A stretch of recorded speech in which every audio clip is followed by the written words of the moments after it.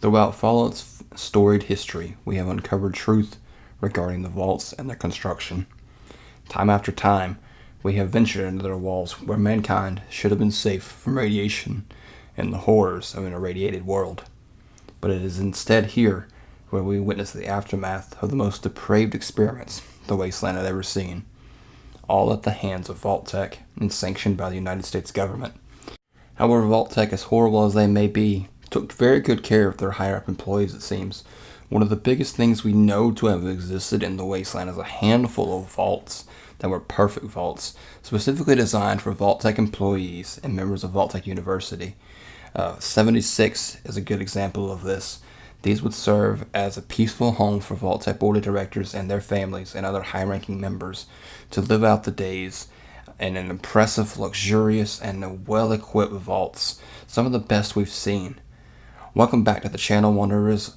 Vault 63 is the newest introduced in the Fallout franchise, and it is one that's full of mystery and intrigue.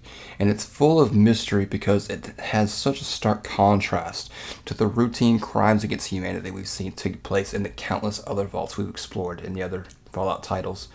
Today, we're going to be looking at Vault 63 and what makes it so interesting, and how life inside that vault must have been, and where the dwellers are now and where they're going. So grab your gun, Wanderer, charge up your fusion cores, and let's discuss. Ghouls, a member of the Vault-Tec board of directors, along with his wife Cassidy, could feel the tensions in the world superpower building. Hugo would order the construction of Vault 63 with two goals in mind. Survival. This in itself would not be enough for Hugo and Cassidy, however. The other goal of the Stolls was power. More power than the survivors of the New World could ever dream of having. Hugo, being the intelligent, business-savvy man that he was, understood Vault-Tec would not allow him to build a vault just for his family and consolidating his own power. No, he would need to put in the vault to provide something significant to the company.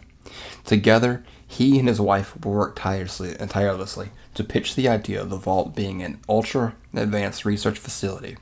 It would be a bastion for Vault-Tec to expand from, creating their own post-war societies and having newly developed weaponry to defend themselves. They would use shuttered assets from the Atlas program, aka the Atmospheric Terramorphic Laser Accelerator System, to develop a weather control device. In addition to this, they would create specialized Vault-Tec Guardian robots, otherwise known as the Storm Goliaths, Noma, Morta, and Decima. This was an absolutely massive stride in reconquering the post-war world. These hulking giants were created using stolen research from the Department of Defense's own large-scale robotic project. This same project would be responsible for the construction of Liberty Prime. The vault's construction itself, however, would prove controversial. The ruthless business decisions of Hugo Stalls would turn the denizens of Dark Hollow Falls against him. He would drive them from the land, but promised the community that they would be allowed to reside in the vault should the need ever arise. Thus, the community would tolerate the vault's construction, and after the initial touchdown of the bombs, they would race to the vault to find it already sealed and Vault-Tec security, not allowing them anywhere close to the vault. Hugo never had any intention of keeping his word to the denizens of Dark Hollow Falls. The vault, located under Dark Hollow Manor in Shenandoah National Park, was designed to be a place of immense secrecy. It was only after a piece of highly experimental equipment malfunction, the door was blown off completely as sheep, that we became aware of Vault 63. Following this, the dwellers of 76 would dive into the depths of Vault 63. It was here that they would discover that the region was being enveloped in an extremely unnatural storm. Lightning would assault the ground with every step we took. And that's where we would meet our newest enemy, the Lost. I feel like we need to take a step back and discuss the vault's construction once more. The vault was never completely done by the time the Great War began. This would lead to the vault dwellers of 63 being exposed to high amounts of radiation, killing several of them, and those that survived were turned into ghouls. The vault itself housed an extremely experimental weather control device. We've discussed the Atlas device. This is significant in itself, however, because as the dwellers began to turn feral, Hugo, as the overseer, would begin attempts to find a cure for feralization. It was this that he found exposure to the weather-controlling device could temporarily alleviate, if not eventually fully reverse the condition.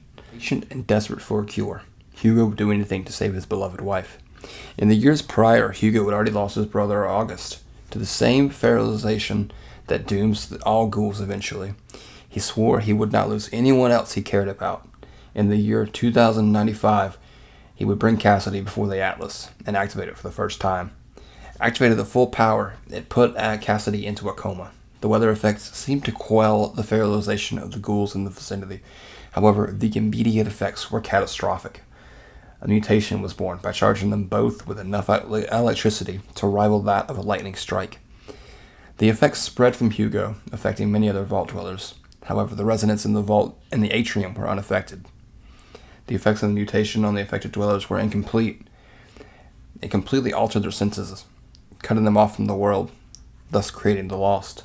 The newly awakened Lost would prove immediately hostile to anyone who was not lost, similar to the Scorch and the Scorch Plague. I actually have a video about the Scorch Plague and how it took effect and how it has similar symptoms. I'll link that down in the description if you guys want to watch it. The exceptions to this were Hugo Stalls as well as Cassidy, due to the fact that they are the ones that absorbed the entire magnitude of the device's blast. Hugo retained his sanity. In addition, he gained sight. He could now perceive the world through pulses and wavelengths. He described it as a universe of violent synaptic connections. What was a curse to the other Lost, cutting off their connection to reality. In his words, was a blessing. Following this in the year 2105, he would again decide to activate the machine at its full power. Cassidy did not awaken from her coma, but something significant did occur. Hugo can now feel a mental link between himself and that of his beloved wife. The second activation will be responsible for creating the terrible thunderstorm we see in the sky, ravaging the region, as well as causing massive earthquakes. These earthquakes would cave in the vault's tram systems, clearing the path for the previously trapped Lost to reach the surface. To protect themselves, surviving dwellers would seal themselves off in the vault's atrium. Additionally, the vault security team has diligently been rounding up the Lost, whilst trying to prevent them from reaching the surface. They began conducting research, working in earnest to reverse the condition. The second activation of the Atlas device granted Hugo the singular ability to control the Lost, along with causing the formation of the supermassive thunderstorm in Shenandoah National Park. Since then, violent earthquakes have been exposing many of the vault entrances, allowing the Lost to reach the surface. In response, Hugo, being the calculating man that he's known to be, is seeking to activate the machine a third time. He seeks to replicate the signal inside him that allows him to control the Lost. His goal is to spread his influence to all the Lost in the Shenandoah area. And this is where I'm going to get into spoilers. This is our spoiler warning. This is the spoilers for the final quest of the Skyline Valleys update. Hugo arrives at the meteorology sector with Cassidy with the intention of reactivating the machine for the third time in an attempt to bring the Lost and all dwellers under Vault 63 under his control. He reveals that he views this weather control device as the only means to save what remains of Vault 63 from feralization. Dwellers of 76 must battle through hordes of lost ghouls, and the people closest to Hugo will suggest different solutions for the problem at hand.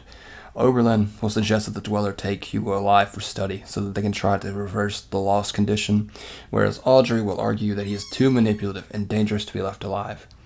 And the possible outcomes for the final mission of the expansion are as follows. You can kill Hugo, him being the big bad of the expansion. It's exactly what it sounds like. You kill him. Do be warned, if you are a fan of Oberlin, if you enjoy his character from Vault 63, do understand that he will also be killed if you take this route. I don't know how it happens. I haven't played it. I didn't take this option. He would be killed by Audrey. The second option, you can capture Hugo. You can choose to oblige Oberlin, capture Hugo. He will be kept in a prison cell inside Vault 63. And the remainder of the core cast of 63 will search for a cure to reverse the condition for the feralization as well as the lost that is plaguing the ghouls of 63. At this time, it's not known if any subsequent updates will expand on this quest, making this the best option. I'm not sure.